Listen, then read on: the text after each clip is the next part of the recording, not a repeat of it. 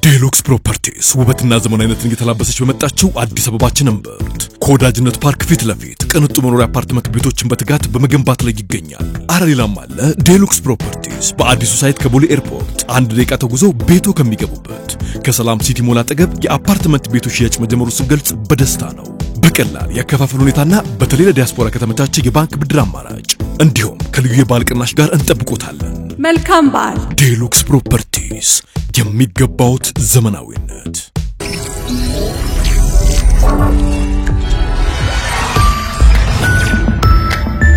ይህ አዋዜ ሰበር ነው።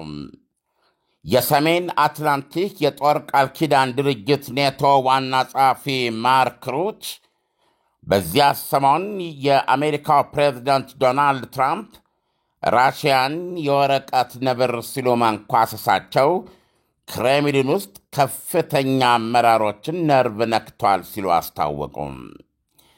የኔቶ ዋና ጸሐፊው ክርስቲያን አማንፖር ከተሰኘችው ታዋቂ ጋዜጠኛ ጋር እዛው ኒውዮርክ ውስጥ ባደረጉት ቃለ ምልልሳቸው ራሽያ በውስጧ መረጋጋት እንደሌላት ያሳበቀ ምላሽ ነው የሰጠችው ይላሉ።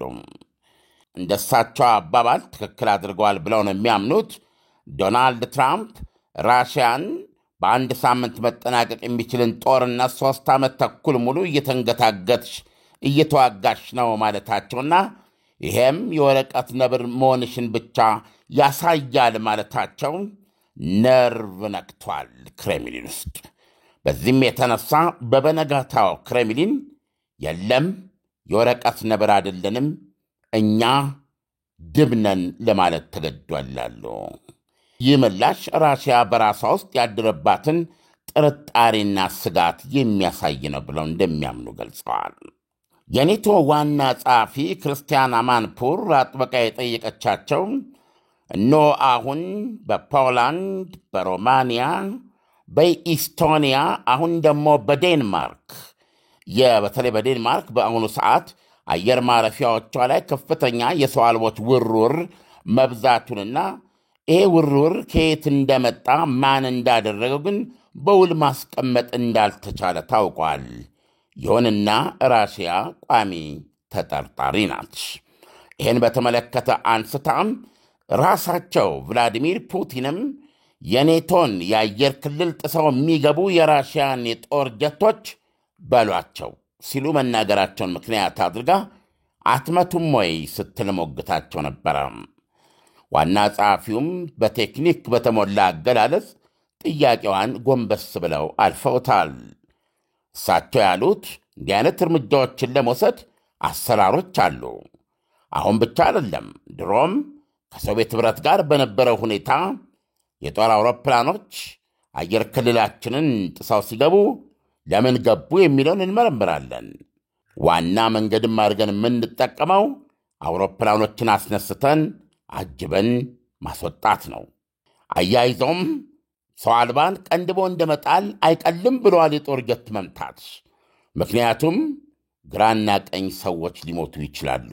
ይሄን ደግሞ አማንፖር ነች የጠቀሰችውም የኔቶ ጄኔራል ያሉት ነው። ሰው አልቦችን መቀንደብ ይህን ያህል ከባድ ላይሆን ይችላል። የጦር ጀትን መምታት ግን ፓይለቱንም መግደል ያመጣል። ሰዎች እዚህና እዚያ ሊሞቱ፣ ነገሮች ሊፈነዳዱ ይችላሉ ነው ያሉት ጀነራሉ የዶናልድ ትራምፕን ቃል ባለመጠቀም። ዶናልድ ትራምፕ ግን ከቶም ባለመጨነቅ የራሽያ የጦር ጀት የአየር ክልላችሁን ጥሶ ከገባ በሚሳኤል አጡዙት ነው ያሉት። ይሁን ሁሉ ከሰሙ ካዳመጡ በኋላ የኔቶ ዋና ጸሐፊ ይሄ በዚህ መንገድ ሊሆን እንደማይችል አብራርተዋል። ከሁኔታዎች ማጣራት ከነገሮችን ከማውጣትና ከማውረድ በኋላ አስፈላጊ ሆኖ ከተገኘ የጦር ሰዎቻችን ማድረግ ያለባቸውን ሊያደርጉ ይችል ይሆናል። ነገር ግን በማለት ይህ አካሄድ በጣም በጥንቃቄ መታየትና እንደወትሮው በወታደራዊ እሳቤ ስር መካሄድ እንዳለበት ግን ለማስገንዘብ በጥኑ ተጠንቅቀዋል።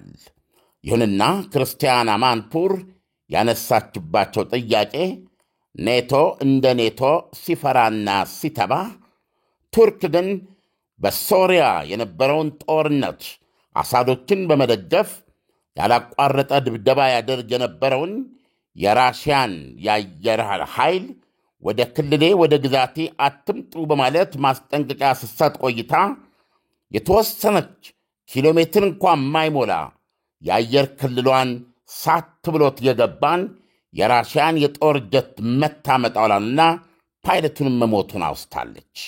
ቱርክ ያንን አድርገዋለች። በዚህ ምክንያት ሦስተኛ ዓለም ጦርነት ይመጣል ብላ አልሰጋችም። የመጣም ነገር የለም።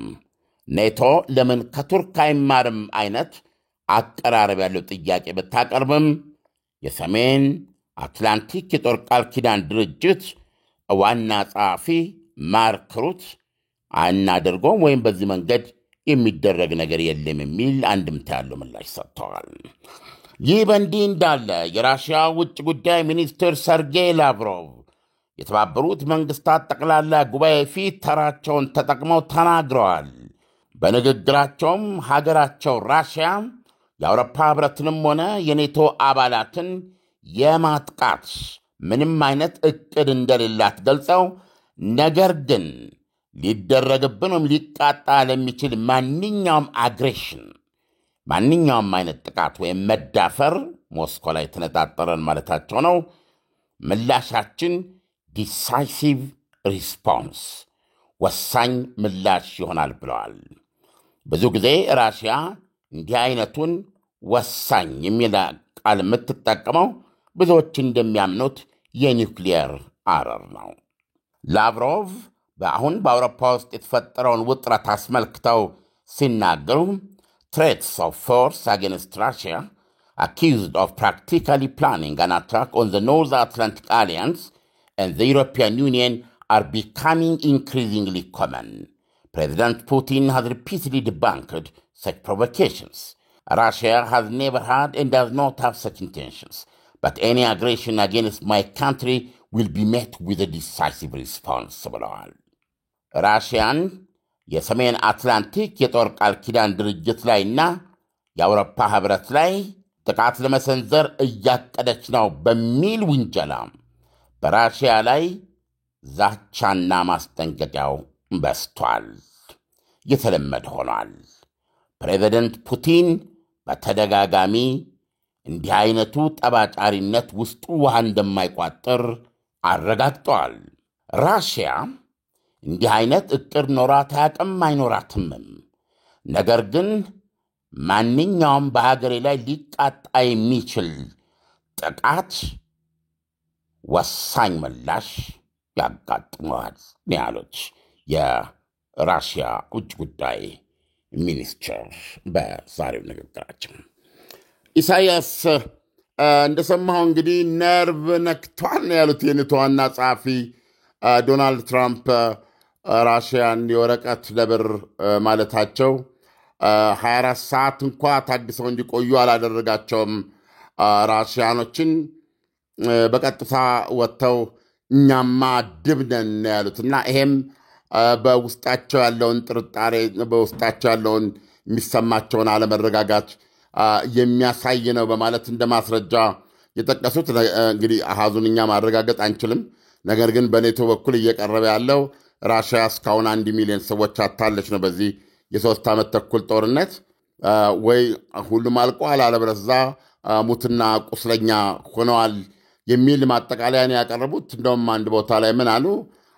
ሶቪየት ኅብረት አፍጋኒስታንን ለ10 ዓመታት ያክል ብሬዥኔቭ ማለት ነው ኮሚኒዝም የሞተው ወይም ኮሚኒዝም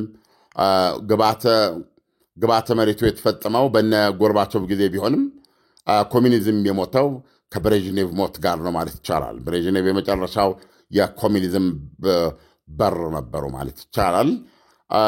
እና ብሬዥኔቭ በዛን ወቅት አፍጋኒስታንን በቀይ ጦር እንዲወር በማዘዝ 10 ዓመት ራሽያ ከአፍጋኒስታን እና ከአረብ ወጣቶች ድብልቅ ውህደት የሆነ ሙጃሃዲን የሚባል ጸረ ራሽያ ንቅናቄን በማገዝ በተለይም ዛሬ ስቲንገር ብለን የምናውቀውንና ከትከሻ ላይ የሚተኮስ የአየር መቃወሚያ በመስጠት የራሽያን ጦር ለማድማት ያላቋረጠ የውክልና ውጊያ የሚያደረገችበት ነበረ።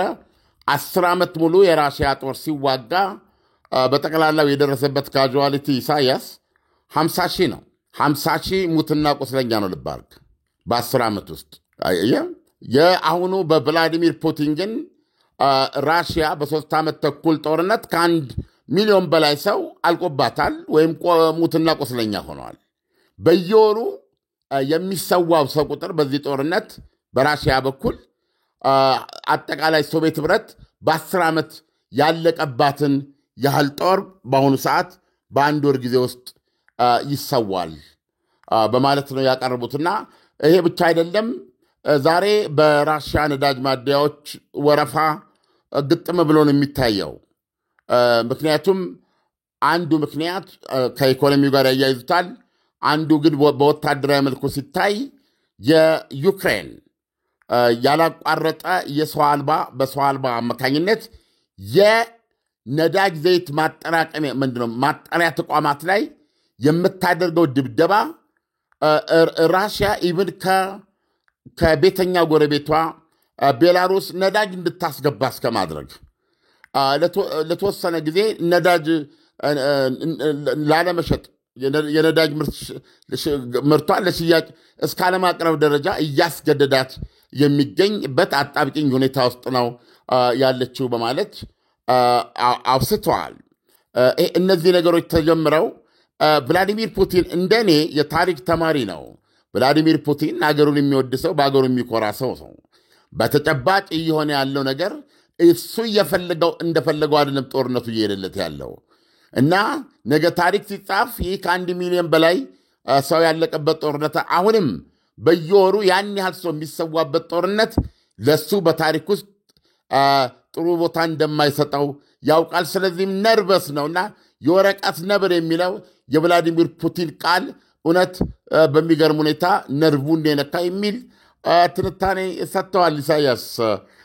እና ሳናውቀው ተመልሰን የጋመ ሁኔታ ውስጥ እየገባን ነው። ዓለም እጅግ በጣም የሚገርም ነው። ነገር ግን ከአፍጋኒስታን ጋር በማነጻጸር የሩሲያን የሞተውን ሰራዊት ማስቀመጥ በጣም ይከብዳል ብዬ ነው የማስበው። ምክንያቱም አንተም በዚህ ጉዳይ ላይ እንደው ከአጠቃላይ ነባራዊ ሁኔታ ተነስተህ አንዳንድ ትንታኔዎች ትሰጣለህ ብዬ አስባለሁ። ምክንያቱም አፍጋኒስታን አንድ ሀገር ነው። እዚህ ጋር ግን ስንመጣ ሩሲያ እየተዋጋች ያለችው ከኔቶ ጋር አይደለም ወይ? እውነቱን ለመናገር ይሄ እንግዲህ ታሪክ ነው። አፍጋኒስታን ላይ ራሽያ ብሬዥኔቭ ይሻለኛል በጣም ኃይለኛ ሰው ነበሩ ብሬዥኔቭ። አፍጋኒስታን ውስጥ የከፈቱት ጦርነት የአፍጋኒስታን ኮሚኒዝም ለማዳን ነው እና ደግሞ በጣም ስትራቴጂክ አገር ነበረች በወቅቱ። ስለዚህ ይሄ የብሬዥኔቭ አፍጋኒስታንን ዘሎ መያዝ ጂሚ ካርተርን የስልጣን ዕድሜያቸውን በአንድ ዘመን ብቻ እንዲያጥር ካደረጉት ምክንያቶች ተደርጎ ነው የሚወሰደው። በጂሚ ካርተር ጊዜ አሜሪካ የአፍሪካ ቀንድን አታለች። ከዛ በኋላ ደግሞ ብሬዥኔቭ በእሳት መዳፋቸው አፍጋኒስታንን የመጣ ይምጣ ብለው ጨብጠዋል ያን ጊዜ እና በሱ ላይ ያነበብኩት ነገር የሚነግረኝ ኢቭን በአንጻራዊነት ኃይል አጠቃቀም ላይ ለዘብተኛ ናቸው የሚባሉት ጂሚ ካርተር እንኳ አፍጋኒስታን የገባው ቀይ ጦር አንዲት ኢንች ወደ ፓኪስታን አልፋለሁ ወይም ወደ ፓኪስታን ውስጥ ጎራ ላለው ብሎ ቢል በኒክሌር ነው ማነቡጨው ነው ያሉት።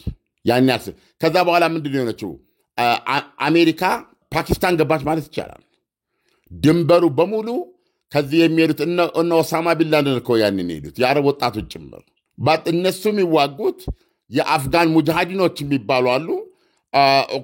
ኦኩፓይንግ ጋር ማነው የሶቪየት ጦር በኃይል የያዘ ነው ለእነሱ። ስለዚህ ይህን ጦር ማስወጣት አለባቸው። ግን በውስጡ ሌላም ነገር ነው። ይሄ ኢንፊደል ይሄ ሃይማኖት አልባ የእስልምና ሀገርን ወረረ በሚል ነው ተቆጥተው ሄዱት። ስለዚህ ከዚህ ለማባረር ሶቪየት ህብረትን ትልቁ መንደሃሪያቸው የፓኪስታን ድንበር ነበር። አያ አንተ ውጊያ የምትዋጋ ብሬዥኔቭ እንኳ የፓኪስታን ድንበር ላይ ያለው ሁኔታ ለመምታት አልሞከሩም። እዛ ላይ ዋናዋ አስታጣቂ አዝማች ሴራ ደባው መሳሪያ የኔቶ በዛ በኩል የሚገባው ስለዚህ ራሽያ ተዋግታለች ያኔ በጣም ሶቪየት ህብረት ተዋግታለች አሁን መጨረሻ ላይም ስታየው ከ10 ዓመት ውጊያ በኋላ ከኔቶ ጋር ነው የተዋጋችው እያንዳንዷ ያ ተዋጊዎቹ ራሳቸው አፍጋኒስታኖችና የአረብ ወጣቶች ሊሆኑ ይችላሉ የታጠቁት መሳሪያ የሚተኩሷት እያንዳንዱ ጥይት ባዙቃው መድፉ ይሄ ምንድነው ሄሊኮፕተር በተለይ ሄሊኮፕተር ተራራማ ሀገር ነው አፍጋኒስታን ስለዚህ የጦር ጀት ከላይ ቦምብ ነው የሚጥለው ሄሊኮፕተር ግን ይመደምዳል ሄሊኮፕተር ነው የምትጠቀመው በዚህ ቦታ ላይ ሄሊኮፕተሮችን ግን እንደ ኮምፒውተር ጌም ነበረ በራሽያ ትከሻ ላይ በሚተኮሰው ስቲንገር ሚሳይል እየቀነደው ይጥሉ የነበሩት ስለዚህ ያን ጊዜም የውክልና ጦርነት ነው ግን ያኔ ራሽያ ብቻዋን አልነበረችም ራሽያ ማለት ሶቪየት ህብረት ማለት ያው ኢምፓየር ያው ሁሉ ታውቀዋለህ ስለዚህ አቅሙ ስለነበራት ተከታክታ መጨረሻ ላይ በጎርባቾቭ ነጭ ባንዲራው ለብላሚነት ሁሉም ነገር ሲፈርስ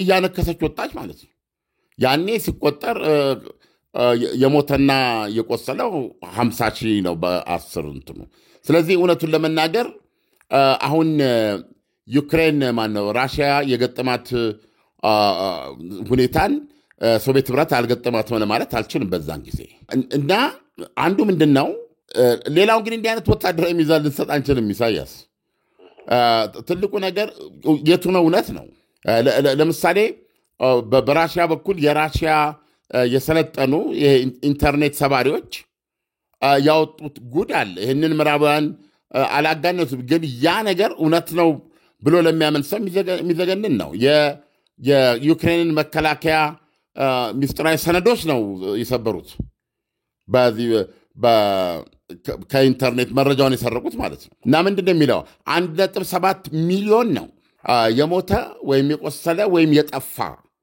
የዩክሬን በዚህ ስሌት ስታየው ደግሞ ከህዝብ ብዛቷም አንጻር እግዚኦ የሚያሰኝ እልቂት ላይ የምትገኘው ዩክሬን ናት ስለዚህ ራሽያ 1/20 ግዛቷን ይዛ ማለት ነው ሁሉንም ጦርነት ከሞላ ጎደል በአጥቂነት እያቀረበች ለእያንዳንዱ ሰፈር ለእያንዳንዱ ከተማ ለእያንዳንዱ ህንፃ እየተፈጣፈጠች ለራሷን ለሞት እያጋለጠች ማለት ነው ቦታ ለመያዝ ስትሄድ ይህንን እያደረገች የሟችና የቁስለኛ ቁጥር ሲታይ ግን በዚህኛው መረጃ ስና ኢቭን ኔቶ የሚለው ራሽያ 1 ሚሊዮን ሞተባት የሚለው 1.7 ሚሊዮን ከሞተባት ከዩክሬን አንጻር ከፍተኛ እልቂት የደረሰባት ከህዝብ ቁጥራም አንጻር ዩክሬን ናት እዚህ ውስጥ እንግዲህ ፕሮፓጋንዳ አለ ገብቷል እንጂ ነፃ የሆነ አካል ግራና ቀኝ የነገረን ነገር የለም በአሁኑ ጊዜ ደግሞ ነፃ የሚባል አካል አናገኝም ምክንያቱም በገንዘብ ያበነና ለገንዘብ በቆረበ ዓለም ውስጥ የማይገዛ ምንም ነገር የለም እና የፕሮፓጋንዳ መጠቀሚያ የማይሆን ነገር የለም ዛሬ ነፃ የምትላቸው ሁሉ ትገዛቸዋለህ ስለዚህ ይሄ ሁኔታ ስላለ ጥያቄን ለመመለስ ያክል ራሽያ 1 ሚሊዮን አልቆባት ከሆነ ዩክሬንም ከ1.7 ሚሊዮን ያላነሰ ህዝብ በዚህ ጦርነት መገበሯን ግምቱ ስታስገባ ራሽያ በአንጻራዊነት ጥሩ እየተዋጋች ነው ማለት ይቻላል ሌላው ዓለም ጋዜጠኛው ለምሳሌ የቱርክን እንደ ምሳሌ ማንሳቷ በእርግጥ ቱርክ የሩሲያን ጀት መታለች በሰዓቱም ደግሞ እጅግ በጣም ከፍተኛ ውዝግብ ነበር ምክንያቱም ሁለቱም እስካፍንጫቸው የታጠቁ ናቸው ምንም እንኳን ቱርክ ሩሲያ የታጠቀች ሀገር አይደለችም ቢሆንም የኔቶ አባል ከመሆኑ አንፃር ማለት ነው ግን በሩሲያ ልበሰፊነት ነው እንጂ ውጊያ ያልተፈጠረው ውጊያው ቢፈጠር ወደ ሶስተኛው ዓለም ጦርነት ሊያስገባ የሚችል አይደለም ወይ አሁንስ ቢሆን ኔቶ በዚህ መልኩ ከዩክሬን ጎን ቆሞ ይሄን ያህል መሳሪያ ሲረዳ እና ይሄን ያህል ፉከራ ሲደረግ የራሽያ ልበሰፊነት አይደለም ወይ ሶስተኛው ዓለም ጦርነትን ያስቀር ዴሉክስ ፕሮፐርቲስ ውበትና ዘመናዊነትን እየተላበሰች በመጣችው አዲስ አበባችን እምብርት ከወዳጅነት ፓርክ ፊት ለፊት ቅንጡ መኖሪያ አፓርትመንት ቤቶችን በትጋት በመገንባት ላይ ይገኛል ሌላም አለ ዴሉክስ ፕሮፐርቲስ በአዲሱ ሳይት ከቦሌ ኤርፖርት 1 ደቂቃ ተጉዞ ቤቶ ከሚገቡበት ከሰላም ሲቲ ሞል አጠገብ የአፓርትመንት ቤቶች ሽያጭ መጀመሩ ስንገልጽ በደስታ ነው በቀላል ያከፋፈል ሁኔታና በተለይ ለዲያስፖራ ከተመቻቸ የባንክ ብድር አማራጭ እንዲሁም ከልዩ የበዓል ቅናሽ ጋር እንጠብቆታለን። መልካም በዓል። ዴሉክስ ፕሮፐርቲስ የሚገባውት ዘመናዊነት። እኔ ለዚህ ያለ ምላሽ ይሄ እንደቀላል የምንናገረው ሶስተኛው የዓለም ጦርነት ምንድነው? አራተኛው የዓለም ጦርነት አይኖርም። በነገራችን ላይ አሁን ያለንበት ጊዜ ኒውክሊየር ኤጅ ነው። ይሄ ኒውክሊየር የምትለው ነገር ባይኖር ኖሮ አሁን ዓለም የታጠቀውና ያለው የተለመዱት እነዚህ ኮንቬንሽናል መደበኛ ጦር መሳሪያዎች ቢሆን ኖሮ በጣም እርግጠኛ ሆኜ ነው የምነግርህ፣ ምናልባት አሁን ሰባተኛው ዓለም ጦርነት ይሆናል። ምክንያቱም ከዛ በኋላ ከሁለተኛው ዓለም ጦርነት በኋላም ብዙ ጦርነቶች በተካሄዱ ነበር። ገብተዋል። ምክንያቱም የሰው ልጅ በደንብ አድርጎ የተመራመሩት ፈላስፎች እንደነገሩን ጦርነትን የሰላምን ያክል ነው የሚፈቅረው። እንደውም አንዳንድ ጊዜ ጦርነት ይበልጥበታል እና እርግፍ እስኪል ነው የሚዋጋው። በሁለተኛው ዓለም ጦርነት 70 ሚሊዮን ያለቀው። ሶስተኛው ዓለም ጦርነት ተካሂዶ 1 ቢሊዮን አልቆ፣ አራተኛው ዓለም ጦርነት ተካሂዶ ሌላ 2 ቢሊዮን አልቆ፣ ዞሮ ያለ ህዝብ አያልቅም። ይፈጣፈጥ ነበር። ሁሉን ነገር እያፈረሰ ከዜሮ ይቀጥል ነበረ። ይሄ እንዳይቻል ያደረገው ይሄን የገታ ይሄን ያቆመ የኒውክሌር መሳሪያ ነው። ኒውክሌር ነው። የኒውክሌር ቦምብ ታሪኩም ጦርነት ማቆም ነው። መደገፊያ አይደለም። ልብ አድርግ። ሂሮሺማና ናጋሳኪ በሁለት ቦምቦች ከተማዋን ማውደምና ከ200,000 ሰው በላይ ማትነን ሲቻል ስቅጥጥ አሉ ጃፓኖች። ቀለኛ ተዋጊዎች። አንድ እንግሊዝ ጄኔራል ምንድን ነው ያሉት? ወታደር ማለት ምን ማለት ነው የሚለው ጥያቄ ቢቀርብልዎት እንደማን ምን ይላል? እንደ ጃፓን ወታደር ነው ያሉት። ተልእኮ ከሰጠኸው እንደ በቅሎ የሚገሰግስ ጥያቄ የማያነሳ ራበኝ ጠማኝ የማይል ተልእኮን ለመፈጸም ምንም የሚሆን ብለው በጣም ማት ነገር ነው የዘረዘሩት አይደል? ሸምበቆን እንደ እርሳስ እየቀረጹ የመጨረሻው ሰዓት ከመጣ አንድ የበራ ወታደር አንጀት ቀድጄ እሞታለሁ የሚል ህዝብ ነው የጃፓን ህዝብ። ጦረኛዋ ጃፓን ነው ስሟም። ነገር ግን እነዛ ሁለት ቦምቦች ንጉሱ እጃቸውን በራሳቸው እንዲሰጡ አደረጋቸው። ከዛ በኋላ አሜሪካ ሰላም በፍጹማዊ ኃይል ብላ መፈክር ጻፈች ማለት ነው። አየህ፣ በሷ እጅ ብቻ ቢቀር ኖሮ እንደምታስበው ዓለም ሁሉ የመጨረሻው ቃል የሷ ይሆን ነበረ። ምክንያቱም የሷን ቃል እምቢ ማለት የኒውክሌር ቦምብ ያስከትልብሃል። ነገር ግን እንግሊዝ ራሽያ ለጠቁ። ስለዛሬ የኒውክሌር ቦምብ ክምችት ያላቸው ሀገሮች በዝተዋል። አሁን ራሽያ እዚህ ጦርነቱ ስትገባ ምንድን ነው ያደረገችው? ቭላዲሚር ፑቲን ያደረጉትን ለማድረግ ወዚት ሎጂካል። ራሽያ ከ31 ነው አሁን 2 ተጨመሩ ናቸው ስዊድንና ፊንላንድ። ግን በፊት ከነበሩት 29 የኔቶ ሀገራት ጋር እንደ ራሽያ ገጥመው ማሸነፍ ይችላሉ ብለው ይሄንን ዩክሬን ላይ ያደረጉት ወረራ ማድረግ ይችሉ ነበሩ። ቭላዲሚር ፑቲን ይችሉ ነበሩ። የኒውክሌር ክምችት ጎተራቸው የሞላ ሰው ባይሆኑ ኖሮ ይችላሉ። አይችሉም? ኢሳያስ ይመልስ። ይችላሉ። አይችሉም። ራሳቸው ያሉትን ልናርማቸው አንችልም። በመደበኛ ጦር መሳሪያ እኛ ያለን ከእናንተ ድምር ውጤት እዚህ ነው አይባልም። ይህን እናውቃለን። ስለዚህ አሁን መንገዳችንን እዘጋለሁ ብላችሁ ብትሉ አያትና ቅድመ አያትህ ደርሶበት በማያውቅ በላ ነው ማቃጥልህ ብለው ነው የገቡት። ቭላዲሚር ፑቲን መንገዴን እንዳዘጓሉት የኒውክሌር ዘንግ ይዘው ነው እንጂ 29 ሀገሮች፣ እነዚህ 29ኙም በሙሉ በነገራችን ላይ ብዙዎቹ የራሽያን ኢኮኖሚ ይበልጣሉ፣ ሌሎቹ እኩል ናቸው ማለት ይችላል። ስለዚህ በዚህ መንገድ ነው ቭላዲሚር ፑቲን ያንን እርምጃ ሊወስዱ ይቻሉት። የኒውክሌር ጉዳይ ከመጣ ራሽያም እንደ አሜሪካ እንደውም ከአሜሪካ ባልተናነሰ ምናልባትም በበለጠም ዓለምን 3፣ 10፣ 20፣ 30 ጊዜ ማውደም የሚያስችል ክምችት አላት። ስለዚህ እናንተ ብዙ ናችሁ፣ እኔ ብቻዬን ነኝ። ነገር ግን እኔ ይሄ ክምችት አለኝ፣ አነቡጫችኋለሁ፣ ይዣችሁ ነው የምጠፋው የሚል እኮ ነው የራሽያ ዲሳይሲቭ ሪስፖንስ ማለት ነው። ራሽያ ሁሌ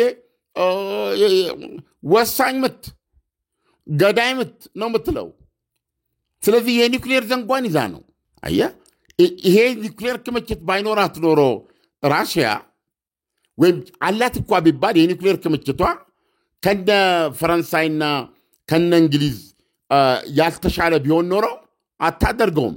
አየህ፣ ሱሳይድ ነበር የሚሆነው። ነገር ግን ዋናው መከላከያ ጋሻዋ ኒውክሌርን ስታደርግ ጦርነትን ለማቆም ጦርነት እንዳይካሄድ ጦርነት እንዳይሆን ማገዣ የነበረው የኒውክሌር መሳሪያውን እየተገፋ ወደ ምን መጣ ማለት ነው?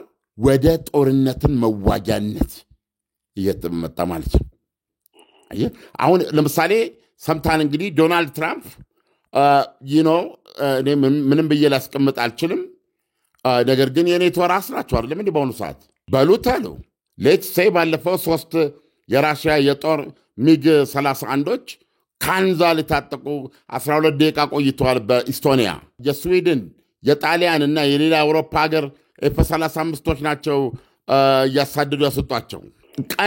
ተመቱን በእነዚህ 3 የጦር ጀቶች 3 የራሽያ ፓይለቶች ተገደሉ ማለት ነው። ዛሬ ምንድነው ሰርጌይ ላቭሮቭ የተናገሩት የተባበሩት መንግስታት ላይ ነው ራሽያ የአውሮፓ ህብረትንም ሆነ ኔቶን የማጥቃት ፍላጎት የለ። ክሳችሁ በዝተዋል፣ ውንጀላችሁ በዝተዋል እና ራሽያንና ጥቃት የሚለውም ነገር እየተለመደ ሆነ መጥቷል አሉ።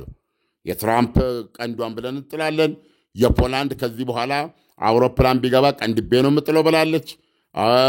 በየንትኑ እንደዚህ የሚባባለው ነገር እየበረከተ መጥቷል። እረፉ፣ የተነካው ቀን ድርግም ነው ማድረጋችሁ ያሉት። ስለዚህ ብታምንም ባታምንም ያለንበት ሁኔታ የተወጠረ ነው። ራሽያ በቤላሩስ በኩል በኢስካንደር ሚሳይል ላይ የሚተኮሱ ኒውክሌር መሸከም የሚችል ነው ኢስካንደር። እንደዚሁም ደግሞ እነዛን ኦረሽኒክ ከመቅስፈት ኢላማው ላይ የሚደርስና በአንድ ጊዜ በርካታ የጦር ጫፎች ይዞ የሚነጉድ የኒውክሌር አረር መሸከም የሚችል ሚሳይል ያገኘሁት መረጃ ትክክል ከሆነ ቤላሩስ ውስጥ ጠምዳለች ወይም እየጠመደች ነው። ዛሬ የኔቶዋን ጸሐፊ ለክርስቲያን አማንፖሎ የነገሯት የአሜሪካ ጦር መሳሪያ ዩክሬን እየደረሰ መሆኑን አረጋግጠዋል። እንደውም እዚህ ላይ ይሄ ነገር ኔቶ ላይ የገንዘብ ጫና ያመጣበትም ወይ ስትል ኔቶ እኮ 5% ለማድረግ ተስማምቷል አሏት።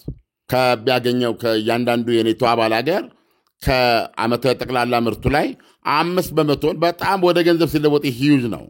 በዓለም ላይ ካሉት ሀያሎች ሁሉ የላቀ ከፍተኛ መጠን ያለው መከላከያ በጀት ነው።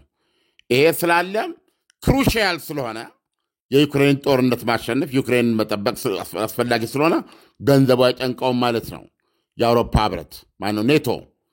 ስለዚህ የአሜሪካንን ምርጥ መሳሪያዎች እየገዛ በተለያዩ ሀገሮች እየገዙ በኔቶ ውስጥ ያንን ለዩክሬን የማቀበሉ ስርዓት ጀምረዋል ያሉት። ስለዚህ ውጭ ጉዳይ ሚኒስትሩ ማስጠንቀቂያ ጋር አያይዘ ስታየው ተመልሰን ወደ ነበረበት ውጥረት እየገባን መሆኑን መካድ አይቻልም። ይሄ ነው ያለው ሁኔታ። ስለዚህ ዓለም የዶናልድ ትራምፕን ንግግር የኔቶ ጸሐፊ በዛው ፍጥነት ማስተባበላቸው ተገቢ ነው ወይም ውጥረቱን ለመቀነስ ተሞክሯል ብለን ልንወስድ እንችላለን። ዓለም እንደ ኔቶ መሪነታቸው ዶናልድ ትራምፕ ያሉትን ነገር ክሳቸው ካሉት ይልቅ ጀነራሉ የኔቶ ጀነራል ይሄ ሰው አልባን ቀንድቦ እንደመጣል አይደለም፣ የጦር ጀት ስትመታ ሰው መሞት ይጀምራል በማለት ጀነራሉ ናቸው ያሉት።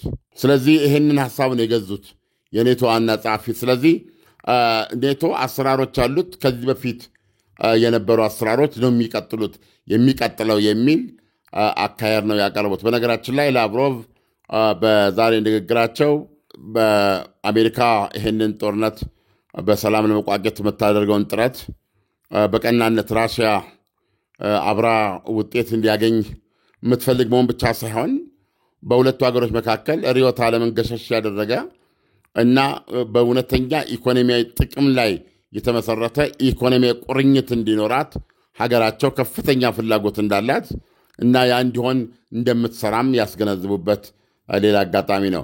በተጨማሪ እንግዲህ ላቭሮቭ ከዚህ ከራሽያ ውጭ ወጣ ብለው ያደረጉ ሌላ ነገር እስራኤልን አውግዘዋል። እስራኤልን መካከለኛው ምስራቅ ልታፈነዳው ነው ብለዋል። የዚህም ምክንያቱ ሐማስን ለማጥፋት የምታደርገው ጦርነት ነው ብለው አስቀምጠዋል። ምንም እንኳ ኦክቶበር 7 ሐማስ በእስራኤል ላይ የፈጸመውን አረመኔያዊ ድርጊት ብናወግዝም ይሄ ማለት ግን ጋዛ ውስጥ እየተፈጸመ ያለውን ጨካኝ ግድያ ይቀጥል ማለት አይሆንም በማለት በዚህ ላይ ንግግር አድርገዋል። በተጨማሪም ደግሞ ኢራን እንደምታውቀው ምንድነው የኒውክሌር ተቋሞቿን በዚህ የኒውክሌር መስፋፋትን በሚያግደው ኤንፒቲ ተብሎ በሚታወቀው የዓለም አቀፍ ድርጅት ኤክስፐርቶች ማስጎብኘት ነበረባት እና ሌሎች ልታሟላቸው የሚገቡት ነገሮች እስካሁን ልታሟላ ባለመቻላቸው ያ የከበደ የገዘፈ ማዕቀብ ተመልሶ ይጣልባታል። በነገራችን ላይ አላቅም በዛሬና በነገ መካከል ይጣልባታል ተመልሶ። ያ ማለት ኢራንን ዳግም ወደ ጨለማ ዘመን የሚመልሳት የኢኮኖሚ መሽመድመድ ውስጥ የሚከታት ነው።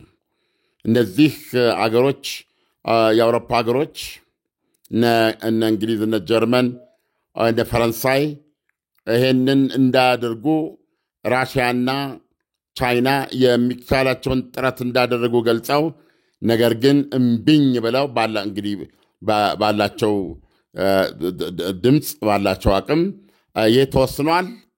ራሽያ ይህንን ህገወጥ ነው የምትለው ብለዋል።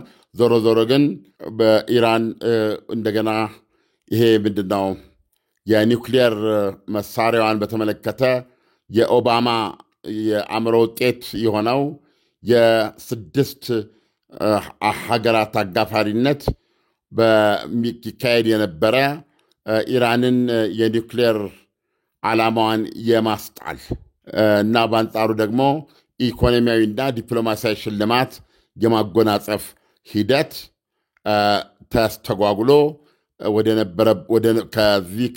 ከሂደቱ መጀመር በፊት ወደ ነበረው የእቀባ የማዕቀብ እስር ውስጥ ተመልሳ እንድትገባ ወስነውባታል።